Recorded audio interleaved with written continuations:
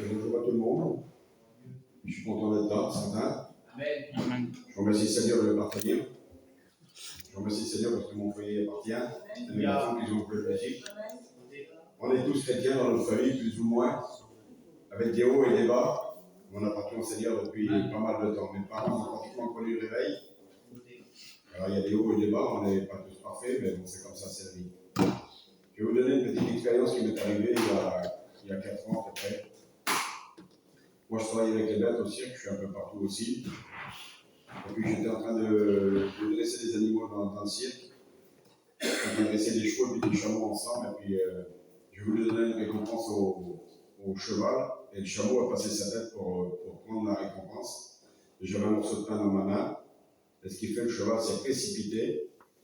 Au lieu que ce soit le chameau qui pique son pain, c'est le cheval qui a pris le pain, mais en même temps, il m'a pris la main en même temps. Et quand il m'a pris les doigts, il m'a pris les 2 doigts là. Quand il m'a pris les doigts, ça m'a tellement fait mal que j'ai poussé un hurlement. J'étais dans le chapiteau avec mon garçon et les ouvriers en train de répéter ces animaux. Pour vous dire qu'il est toujours bon de remettre sa journée entre les mains du Seigneur. Moi, je suis tout le temps en train de demander au Seigneur qu'il me garde partout où je vais, tout ce que je fais, que le Seigneur me garde. Comme ça, quand il arrive le problème, on sait très bien qu'il va tout le temps nous arriver quelque chose. Mais quand on prie vers le Seigneur, il entend plus facilement. Alléluia. Amen. Vous avez vu, nos enfants, quand ils sont mal, tout de suite, ils appellent papa ou maman. Ben, moi, j'appelle le Seigneur. Et le cheval m'a mordu. J'ai tellement crié fort que le cheval s'est cabré. Il s'est mis sur les pattes arrière et il ne m'a pas lâché. C'était un grand cheval. Et il m'a tiré. Et comme il m'a tiré, il n'avait plus non plus touché par terre. Il m'a tiré par 2 doigts. J'ai crié, il m'a lâché, je suis tombé par terre. J'étais à 4 pattes dans le chapiteau. Je ne voulais même pas regarder, tellement que j'avais mal. Mon garçon, il y avait du sang ça sortait de partout. Mon garçon voulait me faire un garrot. Et j'étais dans le chapiteau, je marchais à 4 pattes dans le chapiteau dans la piste, tellement que j'avais mal. Et puis là, la douleur était insupportable. Je suis tout laissé, je suis parti chez moi. Quand je suis arrivé chez moi, ma femme m'a crié, c'était les lions qui m'avaient fait ça. Alors en 2 secondes, tout était bouleversé, tout le monde criait dans tous les sens. Mais je n'avais pas pensé de demander au Seigneur de m'enlever cette douleur. J'ai regardé, les doigts étaient en miettes, les 2 doigts étaient en miettes, là c'était coupé. Le gros doigt, il n'y avait plus rien envoyé de blanc en travers là. Et quand je demande au Seigneur qu'il m'enlève cette douleur, la douleur est partie tout doucement.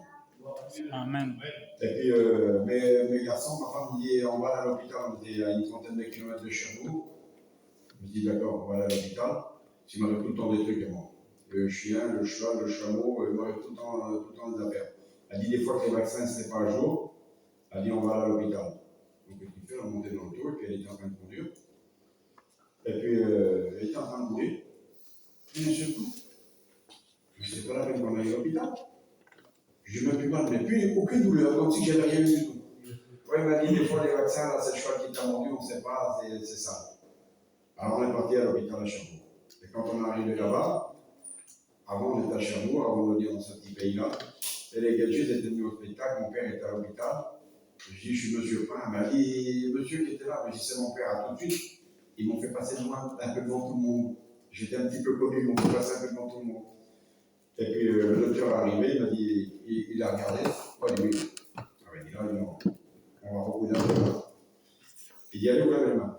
Donc il a vu les doigts qui étaient coupés à l'intérieur, il a vu les doigts, là ici, le gros doigt, il manquait carrément la peau, la jambe, il manquait tout.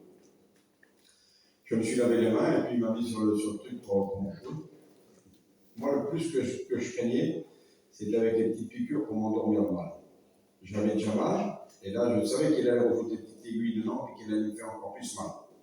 Alors, je me suis arrêté tout doucement, non, ne vous inquiétez pas, vous avez vu, c'est un peu débouché ces gens-là.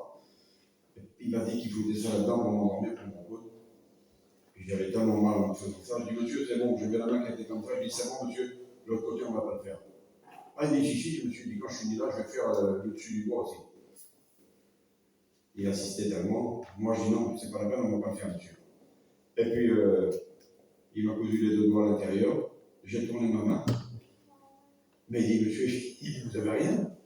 J'avais tellement la crainte qu'il me fasse mal encore sur le doigt, que je vous dis, le doigt, vous voyez, j'ai encore du blanc sur le doigt. Ça fait 4 ans de ça. Ben, c'était comme si que j'avais rien eu du tout.